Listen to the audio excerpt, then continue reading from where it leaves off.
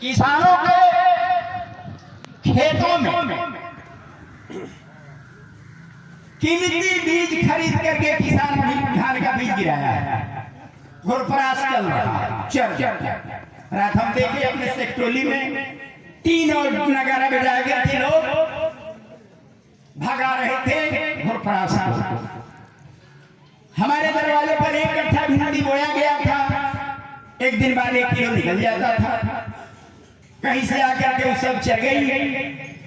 और ये मैंने उदाहरण अपने गांव का दिया, लेकिन मैं समझता हूं कि न अब चौर में मूंग बोया जा रहा है, न अरहर की खेती हो रही है, न मकई की खेती हो रही है। ये निर्गाय और घुरपरास सारे किसानों को खेती छोड़ने पर मजबूर कर दिया। और जिसको हम लोगों ने अपना नुमाइंदा चुना, विधायक चुना, MP चुना, वो अधिक गांव से है। 243 विधानसभा सीट है बिहार में। मैं समझता हूं 3/3 लोग गांव से गए हैं, लेकिन किसी ने नहीं ये बात कहा विधानमंडल में और पार्लियामेंट में कि अब किसान खेती छोड़ चुके हैं। खेती की आमदनी दुगुना होगी, खेती की आमदनी दुगुना होगी, ये सरकार रट रही है, लेकिन किसानों की आमदनी क्या है किसी को पता नहीं। मित्रों, ये जुमलेबाजों के बातों से हट जाओ। और अभी राजस्थान की किसान आंदोलन किए थे। राजस्थान की सरकार ने कानून बनाई है कि खेती का वायर बाउंड्री करा दिया जाए। खैर, राजस्थान के खेत का नेचर दूसरे ढंग का होगा, लंबा लंबा चौड़ा चौड़ा प्लॉटिंग होगा। वहां के किसानों ने इस बात को स्वीकार कर लिया है। सरकार वायर बाउंड्री करवा रही है। हमारे यहाँ भी बक्सर में हम लोग आंदोलन करके वहां के DM से वायर बाउंड्री कराकर 27 एकड़ में करवा करके प्रयोग देखा है। लेकिन इस अभियान को लेकर के मैं इंदौली और मराठी में गया था एक बार, आज से 6 महीना पहले। तो लोगों ने कहा कि टिकरा खेत में गेट बनी, 10 धुरवा खेत मेरा ही। दूसरी बात कही नहीं कही। तो खैर जो भी हो, लेकिन सरकार चाहे तो एक वन्य प्राणियों को पकड़वा करके आप वन में भेज सकती है, क्योंकि फसल सुरक्षा कानून में बना है। ये हमारा अधिकार है। हम सरकार पर दबाव डालें कि हम वन्य प्राणी को मारेंगे नहीं, लेकिन वन्य प्राणियों की हरकत से हम मरेंगे भी नहीं। ये जिम्मेवारी सरकार की है। अभी टीडी आई थी ना, टीडी, तो टीडी को भगाने का काम किसने किया? डुमरा, 75, रिनौली, तलमापुर बाला के लोगों ने नहीं किया, सरकार ने किया। तो इस बात को हम लोग समझें और इसके लिए हम आवाज उठाएं।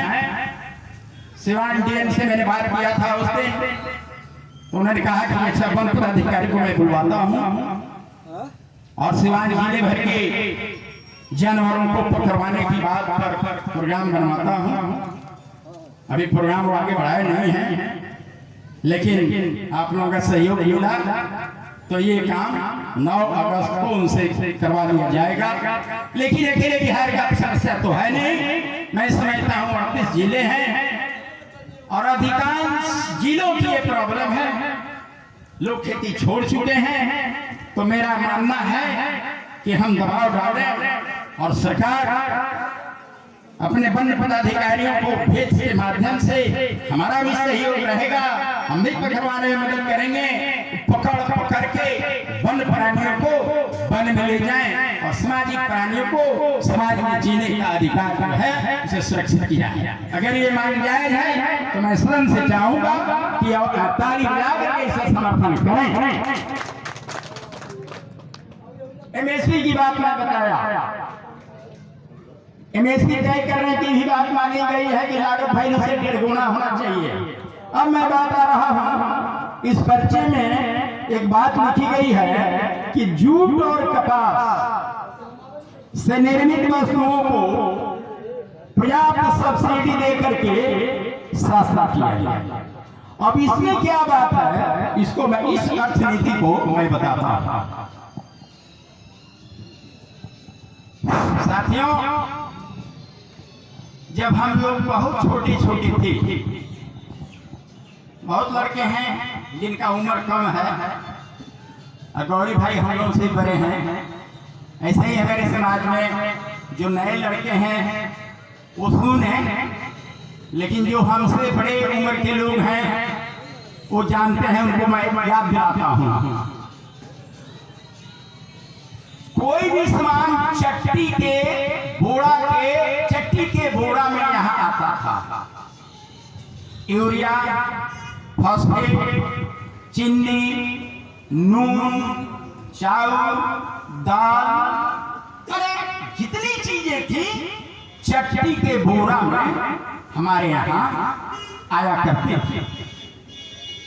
और होता क्या था कि बिहार के पूर्वी भाग में, पूरे बंगाल में और देश के अन्य कई हिस्सों में चटकल का कारखाना चलता था। चटकल का कारखाना चलता था।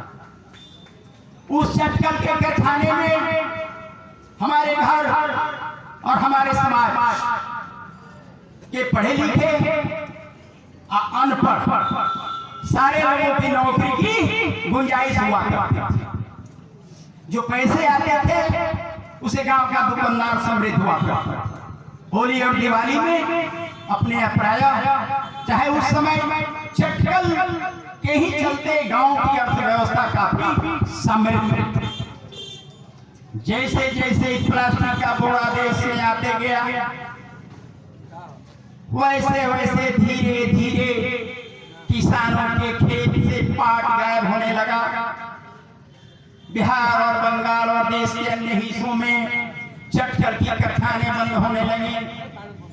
जो हमारा घर का सदस्य रोजगार में लगा हुआ था, छांटनी होने लगा।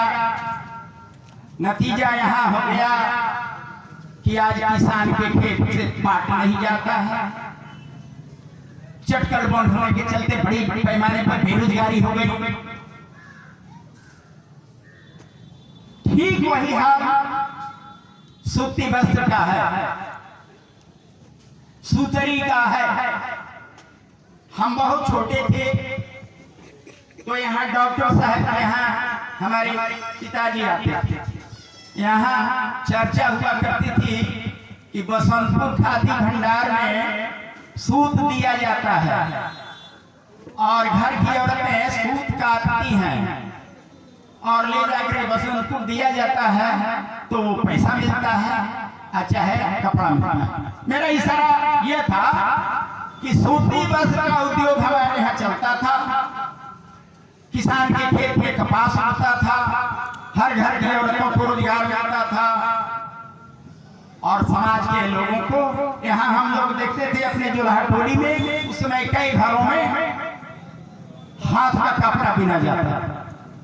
तो जिस दिन से ये पॉलीथीन पॉलिएस्टर सिंथेटिक वस्त्र हमारे देश में आ गए, उस दिन से हमारे खेत से कपास गायब हो गया और घरों से रोजगार छिन गया। इसलिए हम लोगों ने केंद्र की सरकार पर दबाव बनाया है कि जूट और कपास से निर्मित यानी सूती वस्त्र और चट्टी के सामान को सब्सिडी देकर के सस्ता करो। जब सूती वस्त्र सस्ता होगा तो सारे लोग भाव का भाजी खाते हैं, इसकी बिक्री बढ़ेगी। जब इसकी बिक्री बढ़ेगी तो डिमांड बढ़ेगा और डिमांड जब बढ़ेगा तो उत्पादन वाले से कहा जाएगा उत्पादन बढ़ेगा। जब उत्पादन बढ़ाने की बात आएगी तब बेरोजगारों को रोजगार देने की बात बढ़ेगी। हमारे समाज 6.5 लाख जो भारत के गांव के नौजवान हैं, सारे नौजवानों को काम मिलेगा। सारे किसानों के खेत में कपास बोने के लिए जगह मिलेगा और 140 करोड़ लोग हैं इस देश में।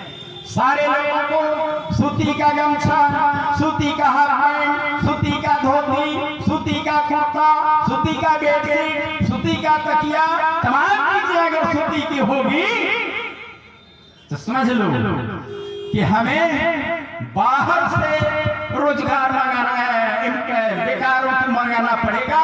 हिंदुस्तान में इतना रोजगार पैदा हो।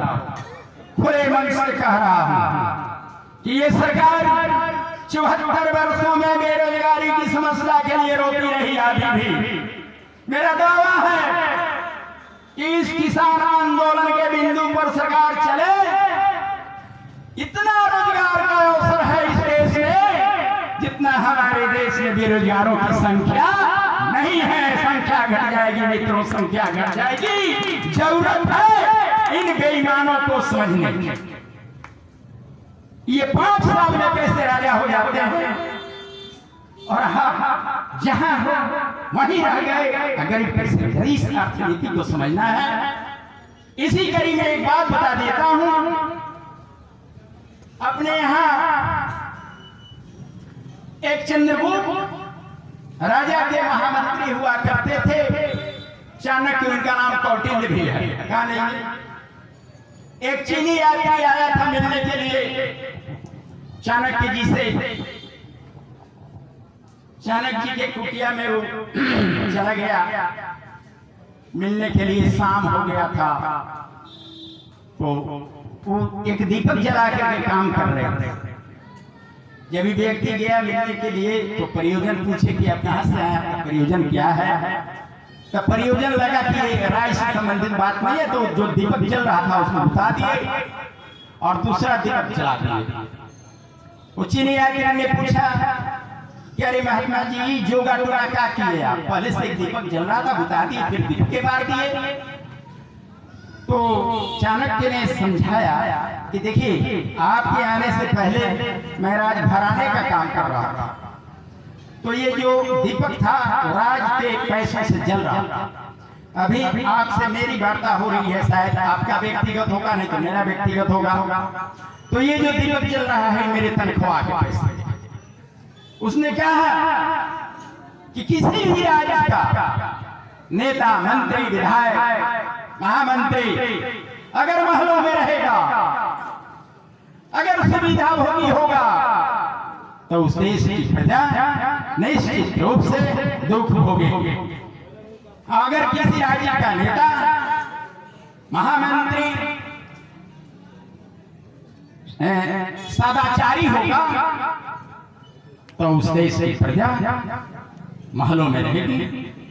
नहीं महलों में रहेगी तो भूख नहीं होगी। इसलिए कि फर्ज कीजिए कि राजकिशोर सिंह अपने परिवार के मुखिया है, 20,000 सालाना परिवार में आमदनी है, 18,000 अपने धोती नील की खर्च कर देते हैं, तो 2,000 में परिवार थोड़े चलेगा, गठन से सारा परिवार मर जाएगा। यही हाल हो रहा है हमारे भारत देश का।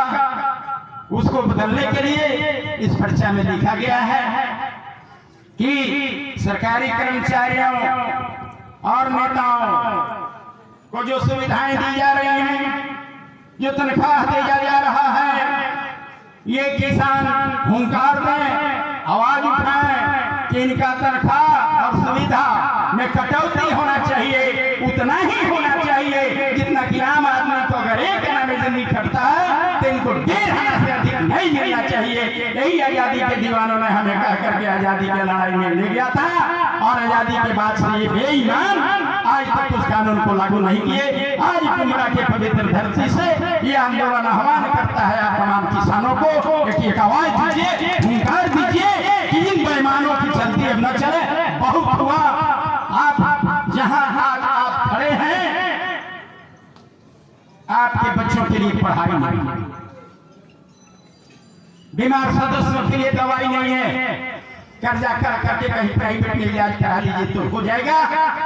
नहीं तो न सिवान में है, न नबीगंज में है, न पटना में है, कहीं नहीं है। चारों तरफ हम लोगों ने इस कोरोना में घूम घूम करके देख लिया, मरने के सिवा कोई चारा। अगर खेती नहीं होती तो इस देश का अर्थव्यवस्था माइनस में चला गया होता। इसलिए आपका देश है, आपके भरोसे पर है। कोरोना ने आपके असली चेहरा को दिखाया है। अब होश में आइए और इस पर्चे पर विचार कीजिए। आगे मेरी लड़ाई है।